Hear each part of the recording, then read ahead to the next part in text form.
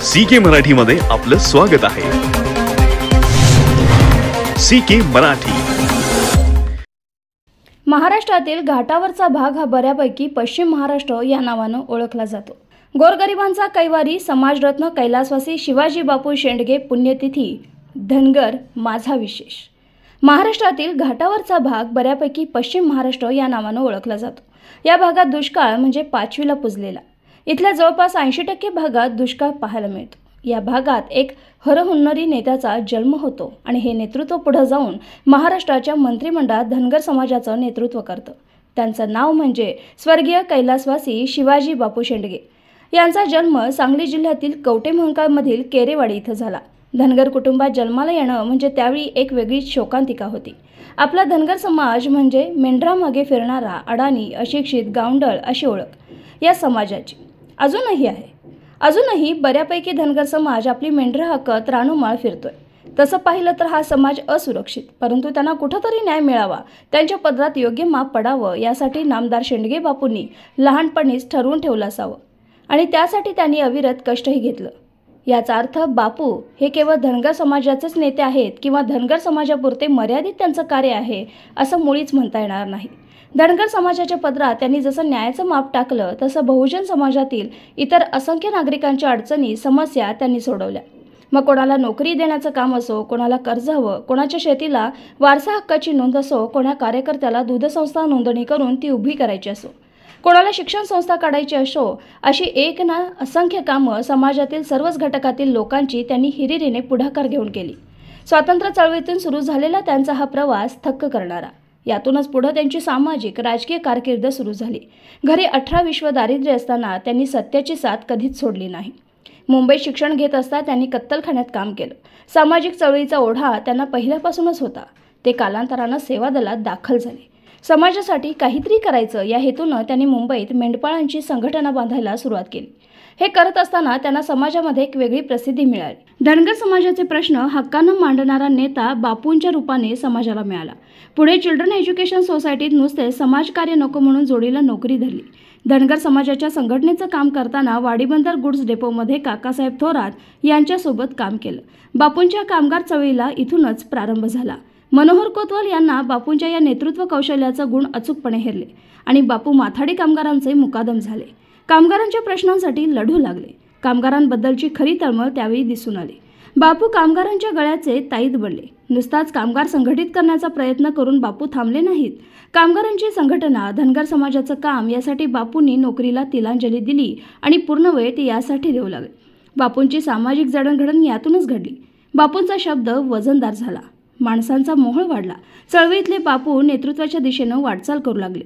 आज मुंबईमध्ये असंख्य धनगर समाज निश्चिंतपणे माथाडीमध्ये काम करताना दिसतो ते फक्त आणि फक्त बापूंमुळेच। स्वर्गीय राजीव गांधींच्या नेतृत्वाखाली त्या काळी देशभरात काँग्रेस पक्ष लोकांसमोर विविध विकासाचा कार्यक्रम चालले होते। त्याच क्षणी बापूंनी काँग्रेस पक्षाच्या तिकिटावर निवडणूक लढवण्याचं ठरवलं। बापूंनी स्वतःच्या दुष्काळी भागातील मतदारसंघातून निवडणूक लढवण्याचं ठरवत काँग्रेस पक्षानंही त्यांना उमेदवारी दिली।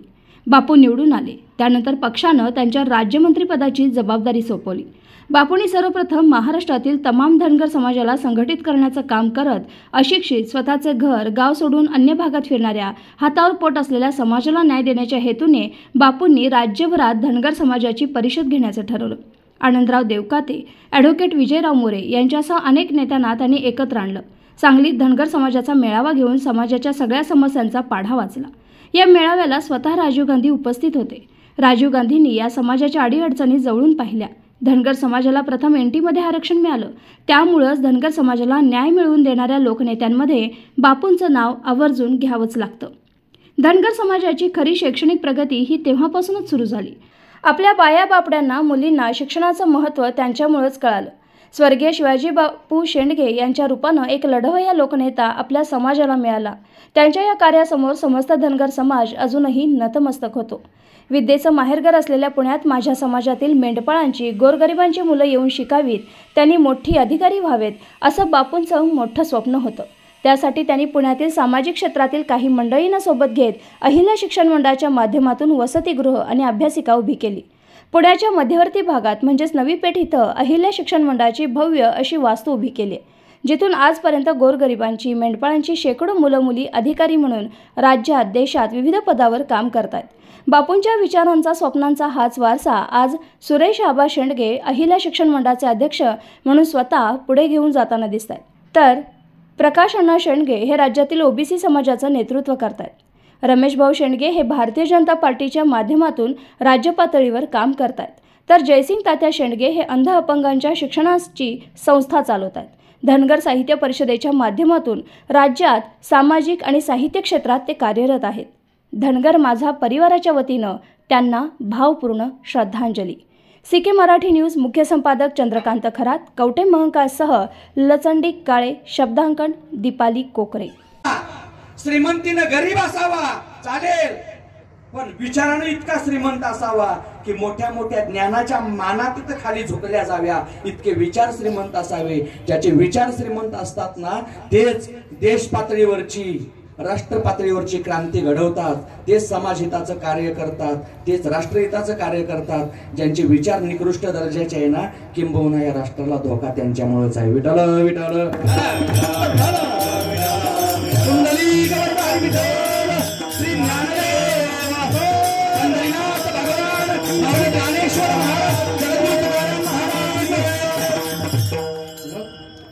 सगळं कार्य केलं.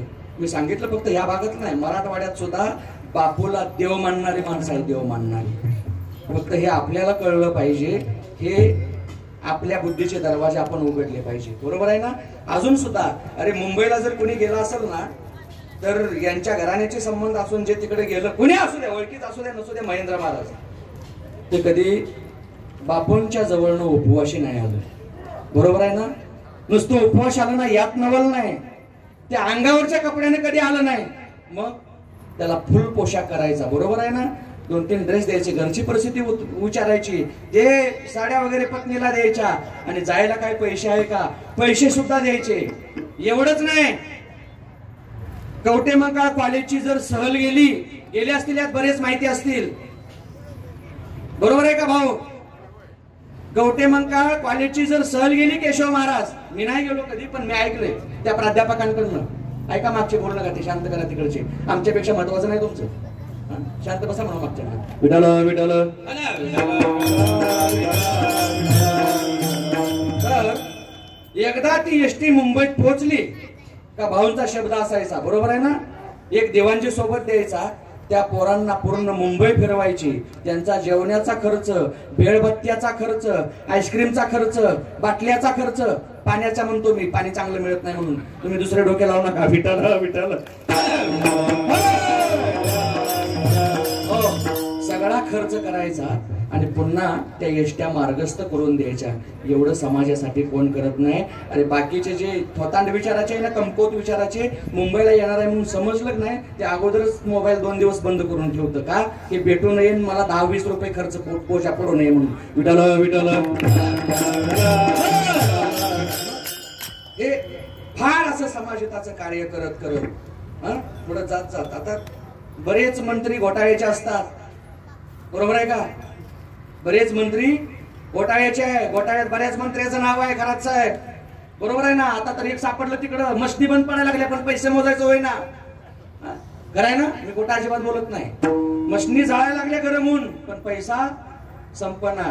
हे कधी समाजित करू शकत नाही. आणि ज्यावेळी पत्रकाराने त्यांना विचारलं ना, एवढी इस्टेट आली कुठनं, तर ते म्हणतंय आमचे बाप जाद्यापासून दारूची फॅक्टरी आहे आणि तो व्यवहार रोखी नसतो. तुम्ही पाहिलं सगळं, तुम्हाला माहिती आहे सगळं. मग हा त्याचा व्यवसाय आहे. मग आम्ही म्हणतो 50 लोकांना काम दिलं.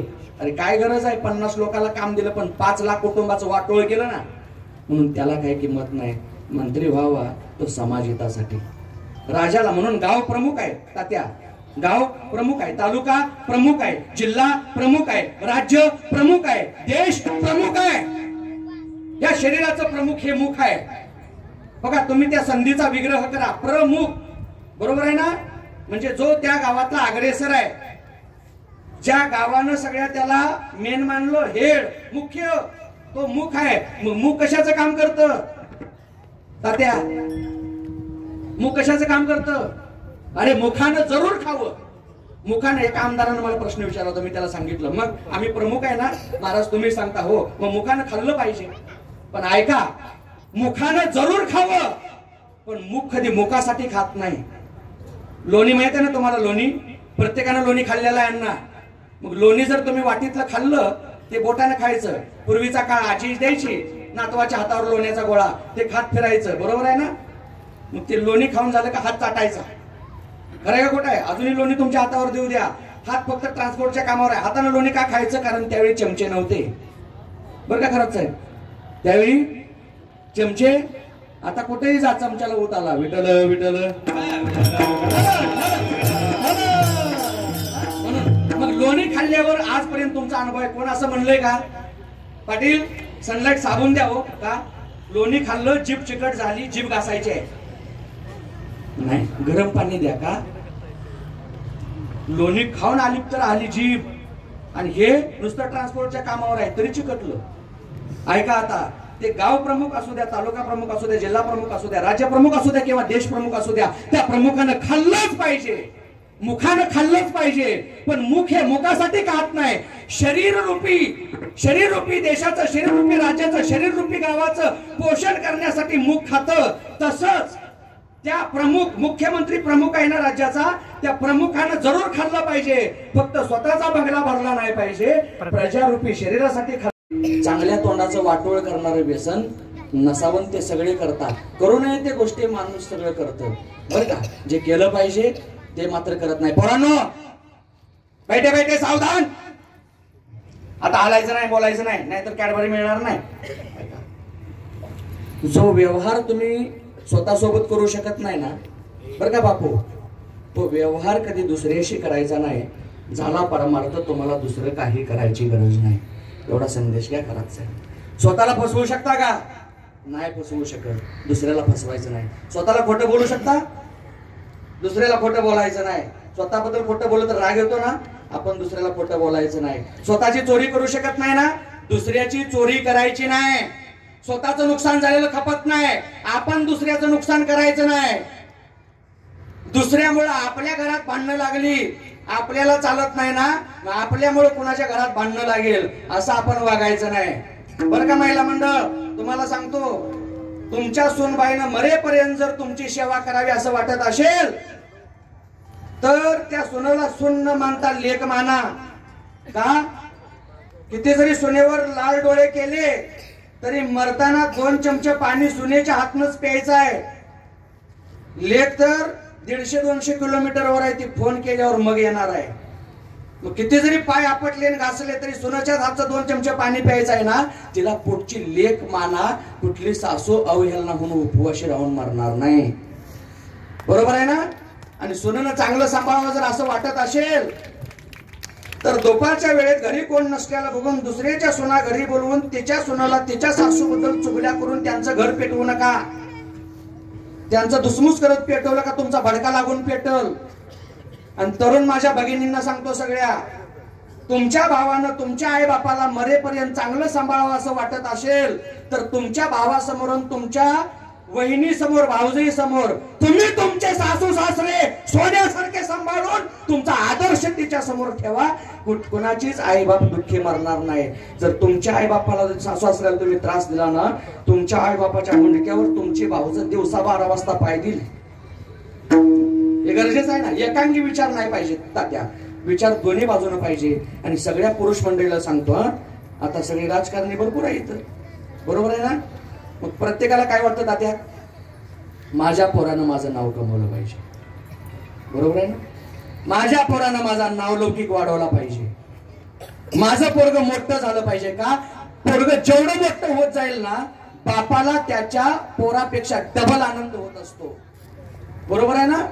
पुत्राच्या विजये पिता संतोषित जाये, म्हणून मुलाचा विजय हा बापाला फार प्रिय वाटत असतो. मग आपण बी दुसऱ्याच्या पोराला इलेक्शनच्या पिरियड मध्ये बोचाबोचानं पाजून त्यांचं वाटोळ करायचं नाही, आपलं बाटलीच खाली ठेवणार नाही. एकांगी विचार संपला पाहिजे. मी सांगितलं ना, जो व्यवहार आपण स्वतःशी करू शकत नाही तो व्यवहार कधी दुसऱ्याशी करायचा नाही. झाला परमार्थ, तुम्हाला दुसरं काहीच करायची गरज नाही. आणि तरुण बांधव इकडचे आणि इकडचे समजा, आपल्या घरात आपली आई आहे ना, आपल्या घरात आपली बहीण आहे, आपल्या घरात आपली वहिनी आहे, आपल्या घरात आपली पत्नी आहे, आपल्या घरात आपली मुलगी आहे. बरोबर आहे ना कथाळ महाराज? आपल्या घरात आपले सगळे आहे. मग आपल्या घरातल्या स्त्रीकडे जर कोणी वाईट नजरेनं बघितलं तर तिच्या संरक्षणासाठी तुम्ही वाघ व्हाल का नाही? वाघ बोलूया का सगळीकडे? लक्ष द्या माझ्याकडं. आपल्या घरातल्या स्त्रीकडे जर कोणी वाईट नजरेनं बघितलं तर आपल्या बहिणीच्या संरक्षणासाठी तुम्ही वाघ व्हाल का नाही? कोण कोण वाघ होणार? जर हात वर करा. एवढेच? बाकीच्यांना बहिणी नाही का? पाठीमागचे स्वतःच्या बहिणीचं, स्वतःच्या वहिनीचं, स्वतःच्या मुलीचं संरक्षण करण्यासाठी वाघासारखा समोरनं वाईट नजर टाकणाऱ्यावर तुटून पडेल, त्याचा अंतकरण वाघाचा आहे ना. त्यानं हात वर करा बरं. थोडेफार तुम्ही नाही का? नाही आहे ना? ऐका, अरे आपल्या बहिणीच्या संरक्षणासाठी, आपल्या वहिनीच्या संरक्षणासाठी, आपल्या पत्नीच्या संरक्षणासाठी माणूस वाघ होतो. वाघ झालंच पाहिजे. आणि आपल्या घरच्या स्त्रीचं संरक्षण आपण केलंच पाहिजे वाघासारखं. पण पुढचं ऐका रोहित दादा, दुसऱ्याच्या बहिणीच्या पाठीमागे कुत्रं होऊन लागलं नाही पाहिजे, कारण तिचा सुद्धा कोणतर वाघ आहे. वाजवा टाळ्या पाकिस्तानी नाही, ती सुद्धा कोणाच्या तरी घरची इज्जत आहे ना, ती इज्जत सांभाळली पाहिजे. कोणाला आहे मोक्षाची गरज? कोणाला आहे मोक्षाची गरज? त्याला आहे ज्यानं जीवनात कधी पुण्य केलं नाही, ज्यानं जीवनात कधी हरिपाठ केला नाही, काकडा केला नाही, पंढरपूरची आळंदीची वारी केली नाही, जीवनात कधी साधू संताला पंगत गाठली नाही, कधी कीर्तनाला गेलं नाही, कधी कथेला गेलं नाही, त्याला त्याची गरज आहे. ज्यानं जीवनभर ते केलं ना, ते मोक्षाच्या अधिकारी आहेत. त्याला मोक्षाची गरजच नाही. मोक्ष सुखा हानू लाथा. ऐका, ए मावशी बस की आता, अर्धा झाला लागली सोडायला. काय नटलं तुझं तिकडे? ऐका, मी का सांगतो मग, किती पावन पर्व काय बघा हा तात्यांच्या वैकुंठ गमनाचा, या बापूंच्या, सॉरी बोलण्याच्या बघत आलं. पोरांनो बैठे बैठे सावधान. ऐका सगळेजण, मार्गशीर्ष महिना खरात साहेब या 12 महिन्यातला पवित्र महिना आहे बरं का मनोज पाटील? 12 महिन्यातला पवित्र महिना आहे. मासा नाम मार्गशीर्षोहम. ज्ञानेश्वरी सुद्धा उल्लेख केला, मासा माझी मार्गशीर्ष. ही 75 विभूतीपैकी भगवंताची विभूती आहे. म्हणून याच महिन्यात शुद्ध पंचमीला आमच्या प्रभू श्री रामचंद्राचं आणि जगन्माता सीता आई साहेबाचं लग्न आहे. याच महिन्यात षष्टीच्या दिवशी या महाराष्ट्राचं कुलदैवत असणार म्हणजे जेजुरीचे खंडेराय यांचा दृष्टांचा नाश करण्यासाठी मन्नी मल्लाचा अवतार आहे. तो खरा शब्द चंपावृष्टी आहे, पण ती तिथी षष्टी होती. चाफ्याच्या फुलाची उधळण झाली म्हणून चंपावृष्टी, त्याचा अपभ्रंश झाला म्हणून नाव पडलं चंपा षष्टी. पण याच पावन पर्व काळामध्ये दक्षिणायन संपून सूर्य उत्तरायणामध्ये प्रवेश करतो. आणि उत्तरायण लागल्यानंतर ज्याला मृत्यू येतो ना, त्याला काही करायची गरज नाही, त्याच्यासाठी मोक्ष वाट पाहत असतो. बरोबर आहे ना? म्हणून भीष्माचार्यांनी उत्तरायण येईपर्यंत 6 महिने आपला देह बाणाच्या शय्येवर ठेवला होता. तसेच आमचे परमार्थातले भीष्माचार्य, गुरुवर्य धर्माचार्य वक्ते बाबा यांनी सुद्धा उत्तरायण लागलं नाही म्हणून 1.5 महिना आपला देह ठेवला होता. ज्या दिवशी उत्तरायण लागलं ना, दुसऱ्या दिवशी सकाळी पहाटे पोरांना विचारलं, पोरांनो किती वाजले रे? 5 वाजले. बघ बरं सूर्याचं संक्रमण कधी लागलं पंचांगात? पहाटे 3 नंतर लागलं महाराज. मग लगा संपलं दक्षिणायन आणि सूर्योदयाच्या वेळेस देह ठेवला.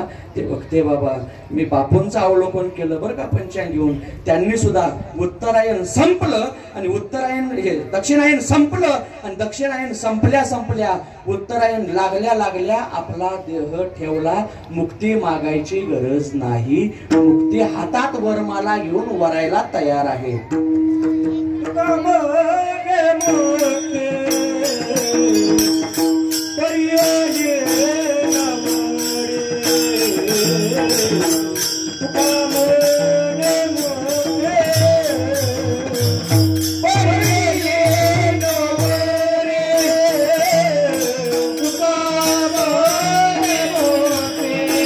शरीरासाठी खाल्लं पाहिजे आणि त्या प्रजारूपी शरीरासाठी खाणार हे एकमेव तत्व या मातीतलं जन्माला आलतं. त्यांचं नाव शिवाजी बापू शेंडगे. विठ्ठल विठ्ठल.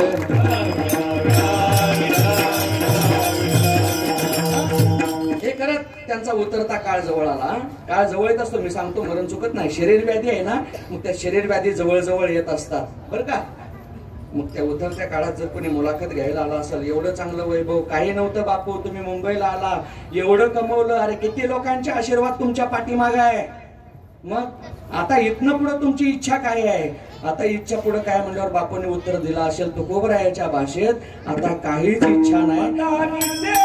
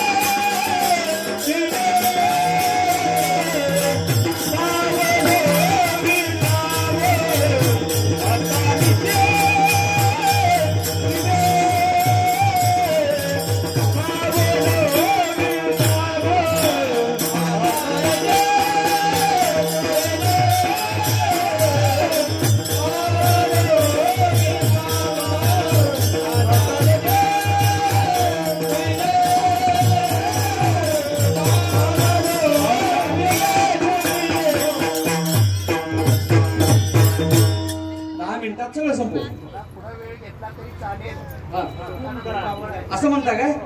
मला वाटलं तुमचं गबाळ गुंडाळा म्हणता काय. विठाला विठाला.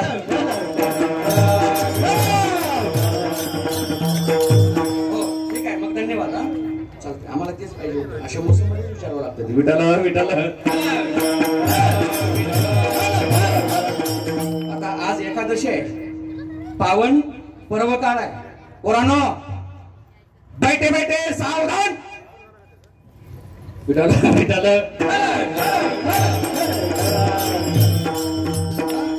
यांचे शिक्षक लोक कोण आहे? हात वर करा बरं. आहे का? आम्ही तुमच्यात येऊ शकतो, काळजी करू नका. विठाला विठाला. आता हे बापूवर प्रेम करणारा सगळा समाज आलेला आहे. मग एकदा बापूसाठी भजन करायचं आणि दोन्ही हातानं टाळ्या वाजवायच्या. जमलं तर. तसं नाही तसं नाही, ते भाषणाच्या वाजून सवय लागली तुम्हाला. हात वर करा सगळे सगळे, महिला मंडळ, पुरुष मंडळी सगळे, लहान मुलं सगळे, ज्यांना दोन दोन आहे त्यांनी, खुर्च्यावरचे सगळे हात वर.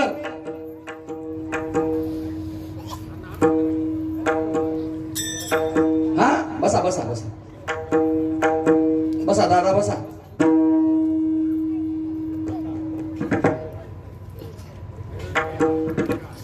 झालं बस बस बस बसा बसा बसा. इकडे लक्ष द्या आता. ते सुद्धा वारकरी आहे ना, वारकरी घराण्यावर प्रेम करणार घरा नाही ते आबांचं. चला हात वर करा सगळे. घरात साहेब एवढे हात घ्या. गेले का? इकडे उभे असणारे तुम्ही पार्टीचे नाही का? या इथं कोण भाजप पण शिवसेना काँग्रेस आणि राष्ट्रवादी नाही. इथं एकच पार्टी आहे, ती वारकऱ्याची पार्टी आहे बरं का कथा महाराज. सगळ्यांनी हात वर आणि टाळी माझ्याकडे बघून वाजवायची, ही भाषणाची नाही. एका तालात बापूसाठी एकादशी आज पावन पर्व काळ आहे. एक म्हणल्याबरोबर टाळी वाजली पाहिजे, चिल्लर नाही वाजवायची. हा डोबार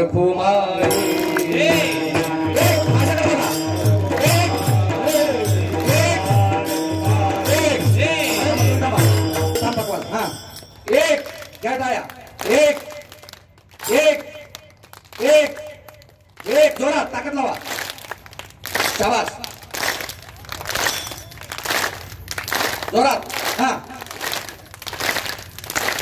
हा लावा ताकद.